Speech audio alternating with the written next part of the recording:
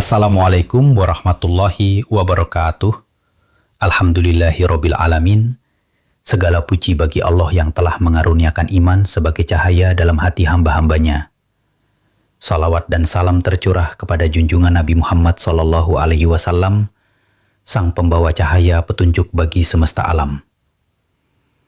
Pernahkah Anda sadari, saat kita berdiri dalam barisan sholat berjamaah, rapi sejajar, pundak bersentuhan, kaki lurus menyatu, ternyata dalam barisan yang tampak seragam itu tersembunyi kenyataan yang berbeda. Tingkat keimanan tiap orang tidaklah sama. Ada yang hadir dengan hati penuh tunduk dan khusyuk, ada yang pikirannya masih melayang di urusan dunia, ada yang menggigil oleh rasa takut kepada Allah, dan ada pula yang berdiri hanya karena kebiasaan semata. Inilah rahasia batin manusia. Satu gerakan yang sama, namun nilai di sisi Allah sangat berbeda. Lalu, di mana letak kita dalam tingkatan keimanan itu? Dan bagaimana para ulama dan arif billah membagi keimanan manusia menjadi 7 tingkat? Mari kita selami bersama satu persatu. Pertama, golongan rogibin, beribadah karena berharap dunia. Rogibin. Secara bahasa, rogibin berasal dari kata ragiba yang berarti cenderung, berharap, atau berkeinginan kuat terhadap sesuatu. Dalam konteks keagamaan, rogibin merujuk pada orang-orang yang beribadah dengan tujuan memperoleh manfaat duniawi, seperti kekayaan, keselamatan, jabatan, ketenaran, atau kemudahan urusan dunia. Mereka ini termasuk dalam tingkatan iman yang rendah, karena orientasi ibadahnya tidak murni karena Allah, tetapi karena ada kepentingan dan keinginan pribadi di baliknya.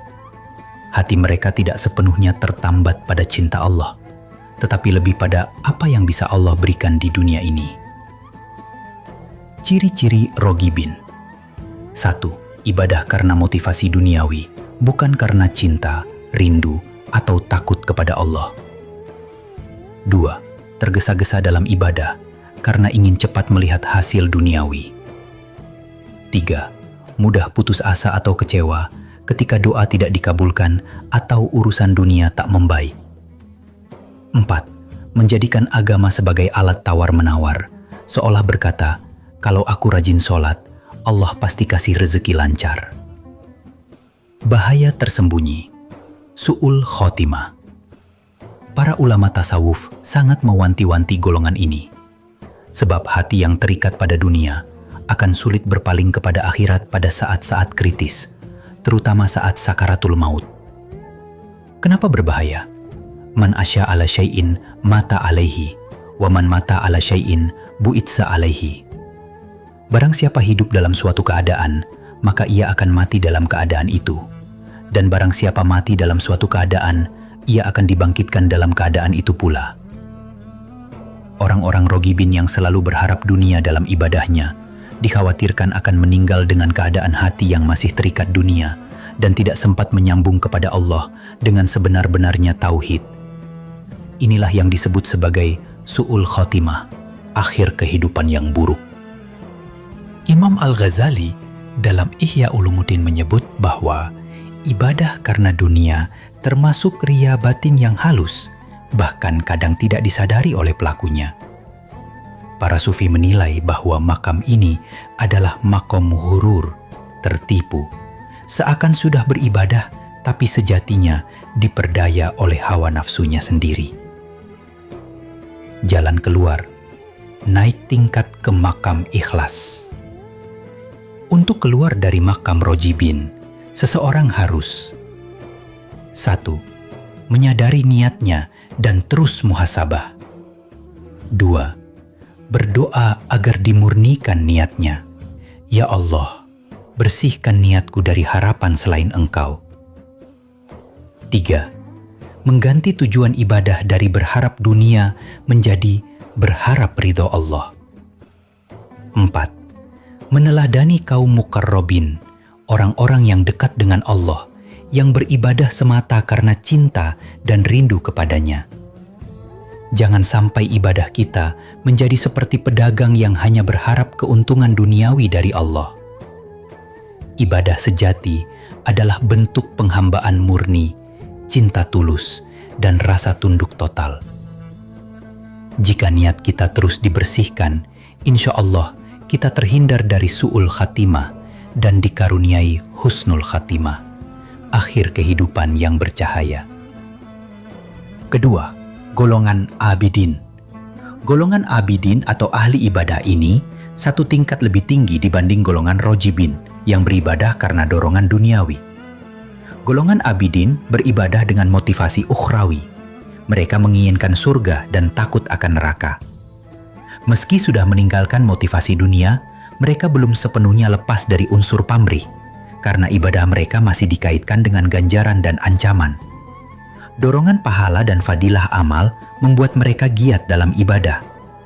Ketika fadilah atau balasan tidak terlihat atau tidak diyakini, semangat mereka dapat menurun.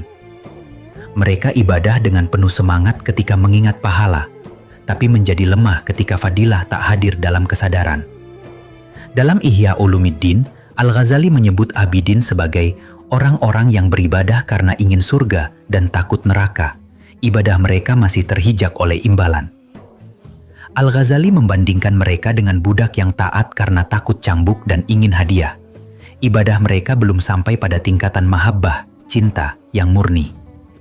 Imam Junaid Al-Baghdadi berkata, ada yang menyembah Allah karena surga, itu ibadah para pedagang. Ada yang menyembah karena takut neraka, itu ibadah para budak. Namun yang menyembah karena cinta kepadanya, itulah ibadah para merdeka, ahrar. Kesimpulan, golongan abidin telah meningkat dari keimanan duniawi, rojibin, menjadi keimanan ukhrawi. Namun mereka masih berada dalam fase pamrih spiritual yang diistilahkan ulama sufi sebagai ibadah al-ajir, ibadah tukang upahan. Perjalanan spiritual mereka masih panjang karena makom tertinggi adalah ibadah lillah karena Allah semata, tanpa memandang surga atau neraka. Golongan seperti itu baru muncul di tingkat salikin, wasilin, arifin, dan mukarrabin. Keadaan jasad abidin di dalam kubur. Jasad mereka akan mengalami pembusukan seperti umumnya manusia, karena mereka masih hidup dengan kesadaran jasmani dan belum sepenuhnya sampai pada fana. Namun, karena amal ibadah mereka banyak, kubur mereka akan diluaskan, diberi penerangan, dan dijaga dari siksa selama tidak ada dosa besar yang belum ditaubati. Ketiga, golongan muridin. Muridin adalah mereka yang telah mulai berkehendak hanya kepada Allah. Kata murid secara harfiah berarti orang yang memiliki iradah, kehendak. Dalam konteks tasawuf, muridin adalah para penempuh salik yang telah menetapkan tujuan hidupnya hanya satu, Allah. Mereka tidak lagi menginginkan dunia, tidak pula surga, tapi menginginkan Tuhan semata. Ciri khas golongan muridin, iradahnya satu, tawajjuh, Allah. Mereka sudah tidak menginginkan surga atau takut neraka. Fokus mereka murni untuk mendekatkan diri kepada Allah. Mulai menempuh thariqah, mereka memasuki jalan suluk dengan bimbingan mursyid atau pembimbing spiritual. Menundukkan hawa nafsu. Perjuangan besar mereka adalah tazkiyatun nafs, penyucian diri, dan mujahadah, perjuangan jiwa. Terjadi al-inqilab, pembalikan arah. Dulu mereka sholat untuk pahala, sekarang mereka sholat karena ingin berjumpa dengan Allah. Meninggalkan kebiasaan perhitungan pahala. Amal mereka tidak lagi dikaitkan dengan balasan, tetapi dengan cinta, kerinduan, dan kehambaan sejati. Imam Al-Qusyairi berkata, Al-Murid adalah orang yang jujur dalam kehendaknya kepada Allah. Dia menempuh jalan dengan meninggalkan semua kehendak selainnya. Ia menekankan bahwa murid bukanlah yang sekadar mau, tetapi yang berjuang menempuh jalannya dengan disiplin ruhani dan komitmen hati. Imam Al-Ghazali berkata, dalam tahapan suluk, muridin mulai memasuki makom takhalli, mengosongkan hati dari selain Allah. Hamba sejati adalah yang jika surga dan neraka tidak ada, dia tetap beribadah karena dia mengenal Tuhannya. Imam Abu Yazid Al-Bustami berkata, Iradah para murid itu kuat karena mereka telah melihat keindahannya. Tidak ada lagi daya tarik selain wajahnya. Kelebihan muridin. 1. Niat sudah menuju tauhid murni, lillah. 2. Fokus pada keridaan dan kedekatan ilahi. 3. Disiplin dalam suluk dan tazkiyah. 4. Tunduk pada bimbingan mursyid atau guru ruhani. Tantangan muridin. 1. Rentan digoda oleh ujub dan kagum diri. 2. Mungkin tergoda naik ke makom lebih tinggi secara instan. 3. Bisa tergelincir ke dalam talbis iblis jika tanpa bimbingan. 4. Butuh kesabaran dalam menghadapi ujian jiwa dan spiritual. Jika Rogibing seperti petani yang menanam untuk hasil, Abidin seperti pedagang yang menghitung untung, maka muridin seperti pecinta yang menempuh perjalanan walau tanpa janji apapun, hanya karena cinta. Muridin telah masuk pada fase spiritual yang dalam.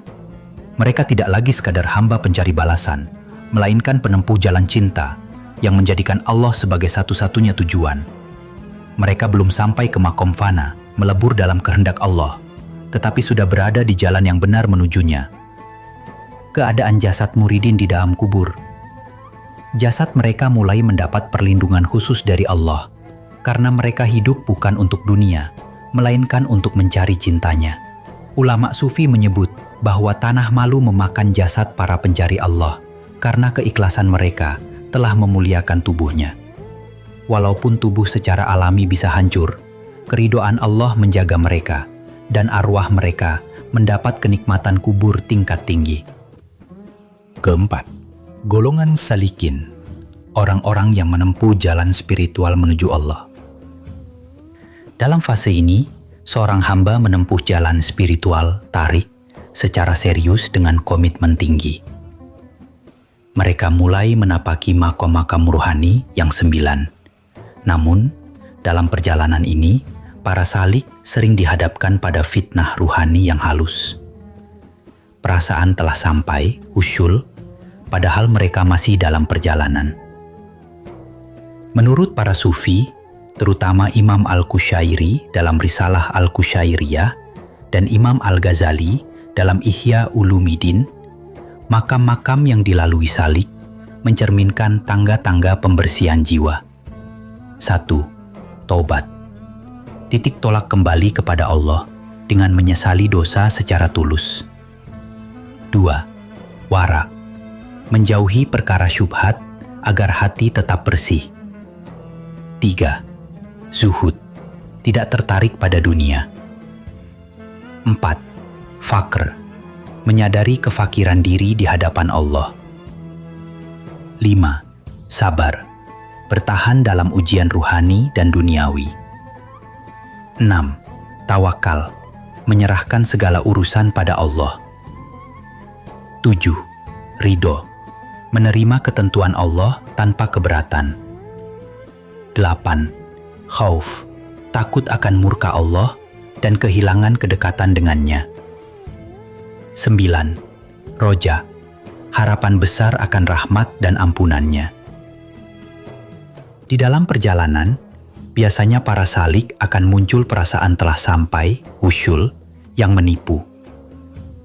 Ulama sufi memperingatkan bahwa pada tahap ini, seorang salik bisa terfitnah oleh rasa ujub, akibat munculnya pengalaman batin, kasyif, ilham, atau karamah. Imam Abu Yazid Al-Bustami berkata, "Seandainya engkau melihat dirimu memiliki karamah, maka waspadalah. Itu bisa menjadi hijab terhalus dari Allah." Imam Junaid Al-Baghdadi menyatakan, karamah terbesar bukanlah berjalan di atas air atau terbang di udara, tetapi tetap istiqomah di atas kebenaran. Artinya, munculnya karomah bukan bukti telah sampai. Bahkan, ia bisa menjadi jebakan ruhani, istidra, jika disertai dengan ujub dan kelalaian akan makom khauf dan raja. Menurut Imam Al-Harawi dalam Manazil As-Sairin, makom salikin itu seperti jalan tengah yang mendaki, penuh lintasan ujian dan kecenderungan untuk merasa sudah cukup, padahal masih jauh dari puncak. Dalam kitab Ihya Ulumiddin, Imam Al-Ghazali memperingatkan, jalan menuju Allah itu panjang dan penuh kelokan. Ketika seseorang merasa telah sampai, sesungguhnya ia sedang berhenti. Sedangkan Syekh Ahmad Zarruq dalam Qawaid At-Tasawuf menulis, orang yang baru mencium bau wusul kadang sudah mengira telah sampai, padahal aroma itu datang dari jauh, bukan dari dalam dirinya. Namun perlu diingat, menempuh 9 makom seperti taubat, wara, sabar, khauf, dan raja bukan jaminan seseorang telah sampai. Banyak salik tertipu dengan karoma, kasyaf, atau rasa nikmat dalam ibadah, lalu merasa seakan sudah tiba di tujuan. Padahal, wusyul sejati bukan hasil usaha semata, tapi anugerah Allah. Sehebat apapun mujahadah, tanpa tarikan dari Allah, salik hanya akan berputar dalam makom tanpa benar-benar sampai. Seperti kata Ibnu Athaillah, amalmu bukan yang mendekatkanmu kepada Allah, tapi dialah yang mendekatkanmu kepadanya dengan kasih sayangnya. Maka rendahkan hati, terus beramal, jangan merasa sampai, sebab hakikatnya wusyul adalah dipilih, bukan dicapai. Keadaan jasad salikin ketika meninggal dunia. Imam Al-Qushairi dalam Risalah Al-Qushairiyah menjelaskan, sebagian jasad para wali dan salik tidak hancur karena telah tersucikan oleh zikir dan takwa. Tanah malu menyentuh jasad yang hidupnya dipenuhi cinta Allah. Syekh Abdul Qadir Al-Jilani berkata dalam Fathur Rabbani, para salik yang ikhlas, bila wafat, jasad mereka tetap lembut, tidak rusak, bahkan mengeluarkan bau harum. Itu tanda makom tinggi di sisi Allah. Kelima, keimanan golongan wasilin, golongan yang sampai kepada Allah. Wasilin berasal dari kata wusyul, yang berarti sampai atau tersambung. Mereka adalah hamba-hamba yang telah sampai kepada Allah, bukan secara fisik, tetapi dengan ruh dan ma'rifat, setelah melalui tahapan fana dan baqa. Mereka tidak lagi mencari Allah, karena telah merasa hadir bersamanya. Kesadarannya dipenuhi oleh kehadiran ilahi secara terus-menerus, hudzur daim, tanpa terhijab oleh dunia, diri, atau makhluk. Ciri-ciri ruhani wasilin. Pertama, sampai pada hakikat tauhid. Mereka tidak hanya mengenal Allah secara ilmu yakin, tapi telah merasakan dengan mata hati, ainul yakin, dan bahkan menyatu secara rohani, haqqul yakin. Syekh Abu Hamid Al-Ghazali berkata, al-wusyul bukan berarti berpindah tempat menuju Allah, tetapi hilangnya hijab antara engkau dan Dia. Kedua, tidak lagi terikat dunia dan akhirat. Mereka tidak beribadah karena surga atau takut neraka, melainkan karena cinta dan penghambaan murni. Mereka menyembah Allah karena Dia Tuhan mereka, bukan karena upah atau ancaman. Ibnu Qayyim dalam Madarij As-Salikin. Ketiga, selalu dalam keadaan hadir bersama Allah. Mereka memiliki musyahadah, menyaksikan Allah dengan hati, sehingga semua aktivitas mereka penuh kesadaran dan adab di hadapannya. Imam Junaid Al-Baghdadi berkata, wasyil adalah dia yang tidak pernah berpaling dari Allah, bahkan sekejap pun. Kehidupan sehari-hari wasyilin. Ucapannya penuh hikmah karena bersumber dari hati yang terhubung dengan Allah. Tidak mengklaim diri, tidak merasa memiliki apapun. Hatinya tunduk, tenang, dan bersinar dengan nur ilahi. Bila mereka berbicara, itu adalah pancaran ilham robbani. Syekh Abdul Qadir Al-Jailani berkata, ketika seseorang telah sampai wasyil, maka segala geraknya adalah gerak Allah melalui dirinya. Posisi ruhani wasyilin. Mereka berada pada makam tinggi, lebih tinggi dari salik yang masih berjalan. Sudah bebas dari tirai keakuan, merasa bersama Allah dalam suka maupun derita. Ibnu Arabi menyebut wasyil sebagai insan kamil yang menjadi cermin bagi tajalli Allah di alam. Tanda-tanda orang wasyil wali Allah. Zuhudnya bukan pura-pura, tapi karena benar-benar tidak tertarik selain Allah. Jiwanya tenang, bahkan saat dunia hancur di hadapannya. Tidak meminta karomah, tapi karomah muncul bersamanya. Dirinya menjadi pelita bagi umat, walau mungkin tersembunyi dari pandangan manusia biasa.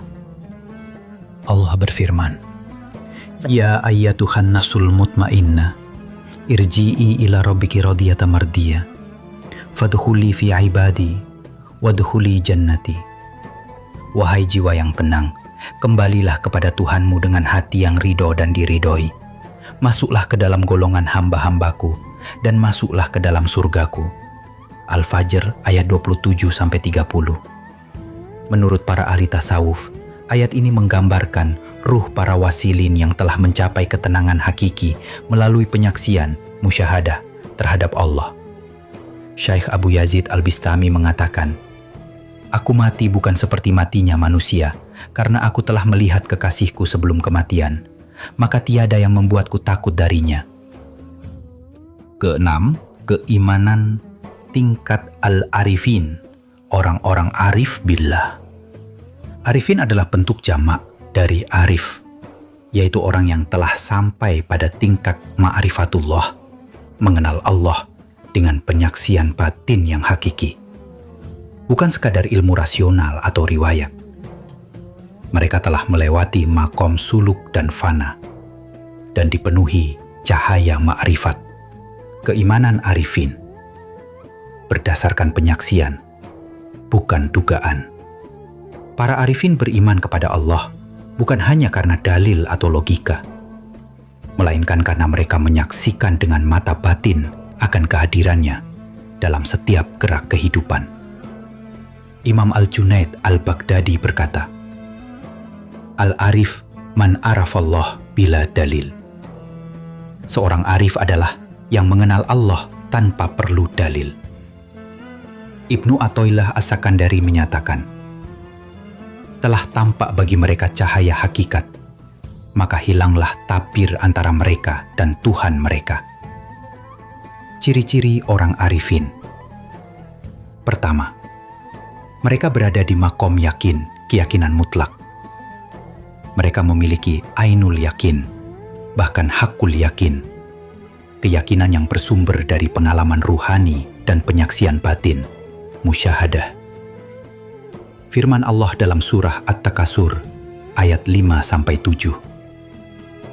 Kelak kalian akan melihatnya dengan ainul yakin. 2. Keadaan mereka hidup bersama Allah, ma'iyah. Dalam setiap hal, mereka merasakan kehadiran Allah. Tidak ada ruang dalam hatinya bagi selain Allah.